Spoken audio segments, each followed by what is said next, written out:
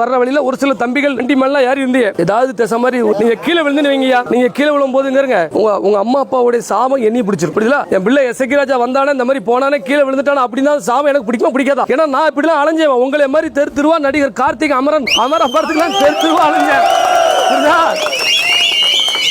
கார்த்திகில இருந்து இருக்கிற வந்த தலைவர்களுக்கெல்லாம் நானும் உங்களை மாதிரி தான் வந்து சீரழிஞ்சேன். அப்படி நீங்க அடையக்கூடாதுன்னு தான் நான் நினைக்கிறேன். என்னையா அதனால எல்லாரும் ஒற்றுமை இருங்க, நல்ல படிங்க. உங்களுக்கு ஆண்டாண்டு காலம் உறுதுணையா இருப்பேன். என்னோட உசுர் இருக்க வரைக்கும் நான் உங்களுக்கு பாதுகாப்பே தான் இருப்பேன். உங்களுக்காண்டி குரல் கொடுத்துக்கிட்டே தான் இருப்பேன்.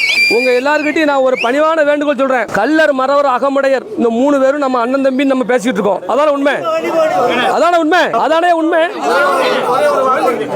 உண்மையா பொய்யா? உண்மைதானே? அப்போ கள்ளர் மறவர் அகமுடையரே நம்ம ஒண்ணா நினைக்கிற நம்ம அந்த தேவமாரி இந்த தேவமாரி அந்த பேச்சே விட்டுருங்க.